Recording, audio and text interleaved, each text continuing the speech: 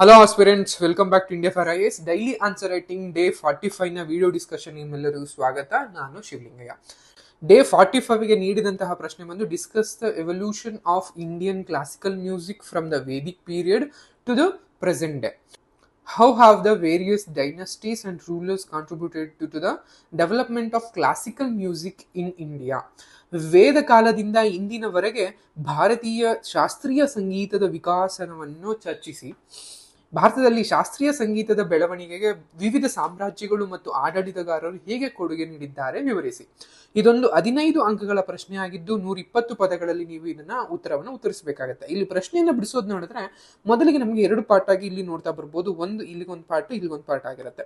So ಇಲ್ಲಿಂದ ಇಲ್ಲಿಗೆ ಹೇಗೆ ಅಂತ ನೋಡ್ತಾ ವೇದ ಕಾಲದಿಂದ ಇಂದಿನವರೆಗೆ ಅಂದ್ರೆ ವೇದ ಕಾಲದಿಂದ ಪ್ರೆಸೆಂಟ್ ಡೇ ವರೆಗೆ ಹೇಗೆ ಭಾರತೀಯ ಶಾಸ್ತ್ರೀಯ ಸಂಗೀತದ ಒಂದು ವಿಕಾಸವನ್ನ ನಾವು ಚರ್ಚಿಸ್ತೀವಿ ಅಥವಾ ಚರ್ಚಿಸಿ ಅಂತ ಕೇಳಿದ್ದಾರೆ. ಅಂದ್ರೆ ಒಂದು ಶಾಸ್ತ್ರೀಯ ಸಂಗೀತ ಬೆಳೆದು ಬಂದಂತಹ ಆದಿಯನ್ನ ನಾವು ಮೊದಲಿಗೆ ಆನ್ಸರ್ ಅಲ್ಲಿ ಬರೀಬೇಕಾಗತ್ತೆ. ಆ ನಂತರದಲ್ಲಿ ಯಾವೆಲ್ಲ ಸಾಮ್ರಾಜ್ಯಗಳು ಅಂದ್ರೆ ಡೈನಸ್ಟೀಸ್ ಆಗಿರ್ಬೋದು, ಯಾವೆಲ್ಲ ರಾಜಮನೆತನಗಳು, ಅದ್ರ ಜೊತೆಗೆ ಯಾವೆಲ್ಲ ರಾಜರು ಈ ಒಂದು ಶಾಸ್ತ್ರೀಯ ಸಂಗೀತದ ಬೆಳವಣಿಗೆ ಕೊಡುಗೆಯನ್ನ ನೀಡಿದ್ದಾರೆ ಅನ್ನೋ ರೀತಿಯಲ್ಲಿ ಕೂಡ ನೀವು ಆನ್ಸರ್ ಅಲ್ಲಿ ಬರೀಬೇಕಾಗುತ್ತೆ. ಇದು 2ನೇ ಪಾರ್ಟ್. ಮೊದಲಿಗೆ ಶಾಸ್ತ್ರೀಯ ಸಂಗೀತದ ಬಗ್ಗೆ ನೀವು ಒಂದಷ್ಟು ಇಂಟ್ರೊಡಕ್ಷನ್ ಅನ್ನ ಕೊಡುವಂಥದ್ದು. ಆ ನಂತರದಲ್ಲಿ ಬಾಡಿ ಪಾರ್ಟ್ ಬಂದಾಗ ಹೇಗೆ ವೇದ ಕಾಲದಿಂದ ಇಂದಿನವರೆಗೆ ಒಂದು ಶಾಸ್ತ್ರೀಯ ಸಂಗೀತದ ವಿಕಸನ ಅಂತ ನಾವೇನ್ ಕರಿತೀವಿ, ಬೆಳೆದು ಬಂದ ಆದಿ ಅಂತ ಏನ್ ಕರಿತೀವಿ, ಅದ್ರ ಬಗ್ಗೆ ಆನ್ಸರ್ ಅನ್ನ ಬರೀಬೇಕಾಗತ್ತೆ. ಇನ್ನೊಂದು ಸಬ್ ಹೆಡ್ಡಿಂಗ್ ಹಾಕೊಂಡು ಯಾವೆಲ್ಲ ಸಾಮ್ರಾಜ್ಯಗಳು ಅಥವಾ ಯಾವ ಸಾಮ್ರಾಜ್ಯದ ಯಾವ ರಾಜರು ಈ ಒಂದು ಶಾಸ್ತ್ರೀಯ ಸಂಗೀತದ ಬೆಳವಣಿಗೆಗೆ ಕಾರಣವನ್ನ ಅಥವಾ ಒಂದು ಪ್ರಭಾವವನ್ನ ಬೀರಿದ್ದಾರೆ ಅನ್ನೋದನ್ನ ಇನ್ನೊಂದು ಹೆಡ್ಡಿಂಗ್ ಅಲ್ಲಿ ಆನ್ಸರ್ ಅನ್ನ ಬರೀಬೇಕಾಗತ್ತೆ. ದೆನ್ ಕನ್ಕ್ಲೂಷನ್ ಅಲ್ಲಿ ಒಂದು 3 to 4 ಲೈನ್ಸ್ ಅಲ್ಲಿ ನೀವು ಹೇಗೆ ಇದು ಶಾಸ್ತ್ರೀಯ ಸಂಗೀತ ಈ ಎಲ್ಲ ರಾಜರ ಒಂದು ಕೊಡುಗೆಯಿಂದ ಅಥವಾ ಈ ಎಲ್ಲಾ ರಾಜರ ಒಂದು ಪ್ರಭಾವದಿಂದ ಒಂದು ಹೇಗೆ ಇವತ್ತು ಬೆಳೆದು ಎಮ್ಮರವಾಗಿ ಒಂದು ಅಂತಾರಾಷ್ಟ್ರೀಯ ಮಟ್ಟದಲ್ಲಿ ರೆಕಗ್ನಿಷನ್ ಅನ್ನ ಸಾಧಿಸಿದೆ ಅಥವಾ ಮನ್ನಣೆಯನ್ನ ಗಳಿಸಿದೆ ಅನ್ನೋ ರೀತಿಯಲ್ಲಿ ನೀವು ಆನ್ಸರ್ ಅನ್ನ ಇನ್ ಮಾಡ್ತಾ ಬರ್ಬೋದಾಗಿದೆ. ಬಂದಾಗ ಭಾರತೀಯ ಶಾಸ್ತ್ರೀಯ ಸಂಗೀತವು ಶ್ರೀಮಂತ ಮತ್ತು ಪುರಾತನ ಸಂಪ್ರದಾಯವನ್ನು ಹೊಂದಿದೆ. ಸಾವಿರಾರು ವರ್ಷಗಳ ಕಾಲ ವ್ಯಾಪಿಸಿದೆ. ಶಾಸ್ತ್ರೀಯ ಸಂಗೀತದ ಬೆಳವಣಿಗೆಯು ಧಾರ್ಮಿಕ, ಸಾಮಾಜಿಕ ಮತ್ತು ರಾಜಕೀಯ ಅಂಶಗಳ ಒಂದು ಸಂಕೀರ್ಣ ಪರಸ್ಪರ ಕ್ರಿಯೆಯಿಂದ ರೂಪುಗೊಂಡಿದೆ. ಈ ರೀತಿಯಾಗಿ ನೀವು ಬರಿತಾ ಬಂದ ಅಂಡ್ ಯೂಶಲಿ ರೂಪಾಂತರಗಳು 2 ತರ ಇರುತ್ತೆ, ನಿಮ್ಗೆಲ್ಲ ಗೊತ್ತಿರುತ್ತೆ. ಒಂದು ಹಿಂದೂಸ್ತಾನಿ ಸಂಗೀತ ಅಂತ ಕರಿತೀವಿ, ಇನ್ನೊಂದು ಕರ್ನಾಟಿಕ್ ಸಂಗೀತ ಅಂತ ಕರಿತೀವಿ. ಹಿಂದೂಸ್ತಾನಿ ಸಂಗೀತ ಯೂಶಲಿ ನಾವು ಉತ್ತರ ಭಾರತದಲ್ಲಿ, ಅದ್ರ ಜೊತೆಗೆ ಸಂಗೀತ ದಕ್ಷಿಣ ಭಾರತದಲ್ಲೂ ಇರುತ್ತೆ ಹಿಂದೂಸ್ತಾನಿ ಸಂಗೀತ, ಬಟ್ ಯಥೇಚ್ಛವಾಗಿ ನಾವು ಪ್ರಾಮಿನೆಂಟ್ ಆಗಿ ಉತ್ತರ ಭಾರತದಲ್ಲಿ ಕಾಣ್ತಾ ಬರ್ತೀವಿ. ಇನ್ನು ಕರ್ನಾಟಿಕ್ ಸಂಗೀತ ಅಂತ ನಾವೇನ್ ಕರಿತೀವಿ ಹೆಸರಿಗೆ ತಕ್ಕಂತೆ ಅದು ಕರ್ನಾಟಕದಿಂದ ಈಚೆಗೆ ಅಂದ್ರೆ ದಕ್ಷಿಣ ಭಾರತದಲ್ಲಿ ಅಂದ್ರೆ ಕೇರಳ ಆಗಿರ್ಬೋದು, ತಮಿಳುನಾಡು, ಆಂಧ್ರ ಅಥವಾ ಕರ್ನಾಟಕದಲ್ಲಿ ಈ ಕರ್ನಾಟಿಕ್ ಸಂಗೀತದ ಒಂದು ಪ್ರಾಬಲ್ಯವನ್ನ ನಾವು ಕಾಣ್ತಾ ಬರ್ತೀವಿ. ಸೊ ಹೀಗೆ ಇದೆಲ್ಲವನ್ನು ನೀವು ಒಂದಿಷ್ಟು ಇಂಟ್ರೊಡಕ್ಷನ್ ಅಂಡ್ ವೇದ ಕಾಲದಿಂದ ಹೇಗೆ ಅನ್ನೋ ರೀತಿಯಲ್ಲಿ ಒಂದು ಎಂಡಿಂಗ್ ಹಾಕೊಂಡು ವೇದ ಕಾಲದಲ್ಲಿ ಪ್ರಾಚೀನ ಗ್ರಂಥಗಳಾಗಿರ್ಬೋದು ಅಥವಾ ಅವನ್ನ ಯೂಶಲಿ ನಾವು ಸಂಗೀತ ಶಾಸ್ತ್ರದ ಅಡಿಪಾಯಗಳಂತ ಕರಿತೀವಿ. ಯೂಶಲಿ ಸಾಮವೇದ ಏನ್ ಕರಿತೀವಿ ಇವೆಲ್ಲವೂ ಬಗ್ಗೆ ನೀವು ಮೆನ್ಷನ್ ಮಾಡ್ತಾ ಬರಬೇಕಾಗತ್ತೆ. ಅದ್ರ ಜೊತೆಗೆ ಶಾಸ್ತ್ರೀಯ ಅವಧಿಯಿಂದ ಕರಿತೀವಿ. ಕ್ರಿಸ್ತಪೂರ್ವ 500ರಿಂದ ಕ್ರಿಸ್ತಶಕ 1500ರವರೆಗೆ ಹೇಗೆಲ್ಲ ಬೆಳೆದು ಬಂತು ಅನ್ನೋದನ್ನ, ಅದ್ರ ಜೊತೆಗೆ ಮೌರ್ಯ ಆಗಿರ್ಬೋದು, ಗುಪ್ತ ಸಾಮ್ರಾಜ್ಯಗಳ ಅವಧಿಯಲ್ಲಿ ಹೇಗೆಲ್ಲ ಬೆಳೆದು ಬಂತು ಅನ್ನೋದನ್ನ ನೀವು ಮೆನ್ಷನ್ ಮಾಡ್ತಾ ಬರಬೇಕಾಗತ್ತೆ. ಅಂಡ್ ನಾಟ್ಯಶಾಸ್ತ್ರ ಆಗಿರ್ಬೋದು ಅಥವಾ ಇದು ಹೇಗೆ ನಮ್ಗೆ ಯೂಶಲಿ ಸಂಗೀತದ ಬಗ್ಗೆ, ನಾಟ್ಯಶಾಸ್ತ್ರ ಅಂದ್ರೆ ಕೇವಲ ಡ್ಯಾನ್ಸ್ ಫಾರ್ಮ್ಸ್ ಬಗ್ಗೆ ಅಷ್ಟೇ ಅಲ್ಲ, ಶಾಸ್ತ್ರೀಯ ಸಂಗೀತದ ಬಗ್ಗೆನೂ ಕೂಡ ಒಂದಷ್ಟು ನಮ್ಗೆ ಯಥೇಚ್ಛವಾದಂತಹ ಒಂದು ಇನ್ಫಾರ್ಮೇಶನ್ ಅನ್ನ ಒಂದು ಆಕರ ಗ್ರಂಥ ಅಂತ ಏನ್ ಕರಿತೀವಿ ಆ ರೀತಿಯಾಗಿ ಇದು ವರ್ಕ್ ಆಗ್ತಾ ಬರುತ್ತೆ. ಸೊ ಅದು ಅಂಡ್ ಮಧ್ಯಕಾಲೀನ ಅವಧಿ ಅಂಡ್ ಚಳವಳಿಯ ಅವಧಿ ಅಂತ ಕರಿತೀವಿ. ಇಲ್ಲಿ ನಮ್ಗೆ ಹೇಗೆಲ್ಲ ಇದಾಯ್ತಾ ಬಂತು ಅಂದ್ರೆ ಯೂಶಲಿ ಈ ಮಧ್ಯಕಾಲೀನ ಅವಧಿಯಲ್ಲಿ ಇಸ್ಲಾಮಿಕ್ ಮತ್ತು ಪರ್ಷಿಯನ್ಗಳ ಒಂದು ಸಂಗೀತ ಸಂಪ್ರದಾಯದ ಒಂದು ಪ್ರಭಾವ ಹೇಗಾಯ್ತು ಅಂಡ್ ಕವ್ವಾಲಿಗಳು ಅಂತ ಏನ್ ಕರಿತೀವಿ, ಗಜಲ್ ಅಂತ ಏನ್ ಕರಿತೀವಿ, ಇವೆಲ್ಲೂ ಹೇಗೆ ಹಿಂದೂಸ್ತಾನಿ ಸಂಗೀತದ ಒಂದು ಮಾರ್ಪಾಡಿಗೆ ಇದಾಯ್ತು ಅನ್ನುವಂಥದ್ದು. ಅಂಡ್ ಯಾವೆಲ್ಲ ರಾಜಮನೆತನಗಳು ನೋಡಿದಾಗ ದೆಹಲಿ ಸುಲ್ತಾನಲ್ಲಿ ಅಂಡ್ ದೆಹಲಿ ಸುಲ್ತಾನರಾಗಿರ್ಬೋದು ಅಥವಾ ಮೊಘಲ್ ಸಾಮ್ರಾಜ್ಯ ಆಗಿರ್ಬೋದು, ಅದರಲ್ಲೂ ಕೂಡ ಅಕ್ಬರ್ ಮತ್ತು ಶಹಜಾನ್ಗಳು ಯೂಶಲಿ ಹೆಚ್ಚಿನ ಒಂದು ಅವರ ಆಸ್ಥಾನದಲ್ಲಿ ಸಂಗೀತಗಾರರಿಗೆ ಒಂದು ಹೆಚ್ಚಿನ ಪ್ರಾಮುಖ್ಯತೆಯನ್ನ ಪ್ರೋತ್ಸಾಹವನ್ನ ನೀಡ್ತಾ ಬಂದಿದ್ರು ಅನ್ನೋದನ್ನು ಕೂಡ ನೀವು ಬರಿತಾ ಬರ್ಬೋದು. ಅಂಡ್ ಭಕ್ತಿ ಚಳುವಳಿ ಬಂದಾಗ ಭಕ್ತಿ ಚಳುವಳಿ ಕೇವಲ ಭಕ್ತಿಗೆ ಸಮರ್ಪಣೆ ಆಗಿರೋದ್ರಲ್ಲಿ ಸಾಹಿತ್ಯ ಮತ್ತು ಸಂಗೀತಕ್ಕೂ ಕೂಡ ನೇರವಾಗಿ ಒಂದು ಪರಿಣಾಮವನ್ನ ಬೀರಿರುತ್ತೆ. ಸೊ ಆ ಭಕ್ತಿ ಚಳುವಳಿ ದೈವದ ಒಂದು ದೇವತೆಗೆ ವೈಯಕ್ತಿಕವಾದಂತಹ ಭಕ್ತಿಗೆ ಒತ್ತು ನೀಡೋದ್ರ ಜೊತೆಗೆ ಸಂಗೀತವನ್ನ ಅದರ ಮಾಧ್ಯಮವಾಗಿ ಬಳಸ್ಕೊಳ್ತಾ ಬರ್ತವೆ. ಸೊ ಉದಾಹರಣೆಗೆ ಕಬೀರ್ ಆಗಿರ್ಬೋದು, ಮೀರಾಬಾಯಿ ಆಗಿರ್ಬೋದು, ಅಥವಾ ನಮ್ಮ ವಚನ ಸಾಹಿತ್ಯ ಆಗಿರ್ಬೋದು. ವಚನ ಸಾಹಿತ್ಯದಲ್ಲೂ ಕೂಡ ವಚನವನ್ನ ಸಂಗೀತವಾಗಿ ಅಥವಾ ಒಂದು ಹಾಡಿನ ರೀತಿಯಲ್ಲಿ ಹಾಡ್ತಾ ಇದ್ದಂತಹ ಒಂದು ಇದನ್ನ ನಾವು answer.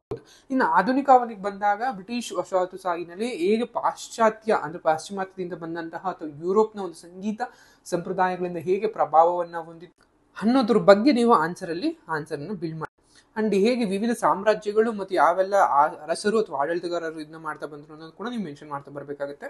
ಮೌರ್ಯರಾಗಿರ್ಬೋದು, Gupta ಸಾಮ್ರಾಜ್ಯಗಳಾಗಿರ್ಬೋದು, and Delhi ಸುಲ್ತಾನರು, Mughal ಸಾಮ್ರಾಜ್ಯ ಆಗಿರ್ಬೋದು, ಅಕ್ಬರ್ ಅಂಡ್ ಶಹಜಹಾನ್ ಅದಾಗಿರ್ಬೋದು. ಭಕ್ಷ್ಯಳುಳಿ ಬಂದಾಗ ಯೂಶಲಿ ನಮಗೆ ದಾಸ ಸಾಹಿತ್ಯ ಅನ್ನುವಂಥ ಕರೆಯುವಂಥದ್ದು ಯೂಶಲಿ ವಿಜಯನಗರ ಸಾಮ್ರಾಜ್ಯದಲ್ಲಿ, ಅದ್ರ ಜೊತೆಗೆ ಮರಾಠ ಸಾಮ್ರಾಜ್ಯದಲ್ಲಿ ನಾವು ಈ ಸಂತರನ್ನ ಅಂದ್ರೆ ತುಕಾರಾಮರಾಗಿರ್ಬೋದು ಅಥವಾ ಲೈಕ್ ಎಷ್ಟೊಂದು ಸಂತರಾಗಿರ್ಬೋದು, ಇವರೆಲ್ಲೂ ಕೂಡ ಒಂದು ಸಂಗೀತವನ್ನ ಒಂದು ಭಕ್ತಿಯ ಮಾಧ್ಯಮವಾಗಿ ಹೇಗೆ ಬಳಸ್ಕೊಂಡ್ರು ಅನ್ನುವಂಥದ್ದು.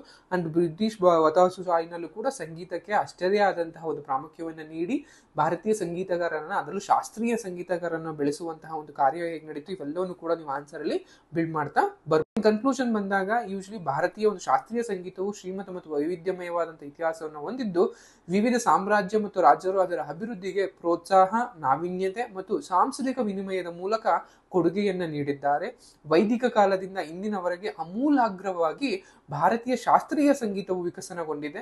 ಅದರ ವಿಶಿಷ್ಟ ಲಕ್ಷಣ ಮತ್ತು ಸಾಂಸ್ಕೃತಿಕ ಮಹತ್ವವನ್ನು ಉಳಿಸಿಕೊಂಡು ಹೊಸ ಪ್ರಭಾವಗಳು ಮತ್ತು ಸಂಪ್ರದಾಯಗಳನ್ನ ಸಂಯೋಜಿಸುತ್ತದೆ ಅನ್ನೋ ರೀತಿಯಲ್ಲಿ ಬರ್ಬೋದು. ಇನ್ನು ಇಂಗ್ಲಿಷ್ ಮೀಡಿಯಂ ಅಲ್ಲಿ ಓದುವಂತಹ ಮಕ್ಕಳು ಇಂಟ್ರೊಡಕ್ಷನ್ ಪಾರ್ಟ್ ಆಗಿರ್ಬೋದು, ಇಂಟ್ರೊಡಕ್ಷನ್ ಪಾರ್ಟ್ ವೇದಿಕ್ ಪೀರಿಯಡ್ ಇಂದ ಕ್ಲಾಸಿಕಲ್ ಪೀರಿಯಡ್ ಇಂದ ಮಿಡಿವಲ್ ಪೀರಿಯಡ್, ದೆನ್ ಭಕ್ತಿ ಮಾಡರ್ನ್ ಪೀರಿಯಡ್ ಅಂದ್ರೆ 1700 ಇಂದ ಪ್ರೆಸೆಂಟ್ ಡೇ ವರೆಗೂ ಇದೆ.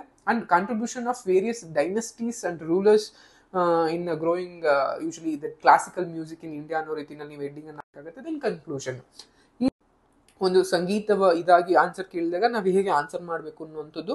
ಸೊ ಇದು ನಮಗೆ ಡೇ 45 ನ ಒಂದು ಲೈಕ್ ನಿಮ್ಗೆ ಆನ್ಸರ್ ಡಿಸ್ಕಷನ್ ಆಗಿರುತ್ತೆ. ಸೊ ಈ like daily answer writing practice ಅನ್ನ ನಾವು ಇಲ್ಲಿವರೆಗೂ ಲೈಕ್ 45 ದಿನಗಳ ಒಂದು ಭಾನುವಾರದ ಹೊರತುಪಡಿಸಿ ಮಿಕ್ಕಿದಂತೆ ಎಲ್ಲಾ ದಿನಗಳ ವಾರದ 6 ದಿನಗಳಲ್ಲಿ ನಾವು ಇದನ್ನು ಕೊಡ್ತಾ ಬಂದಿದ್ದೀವಿ.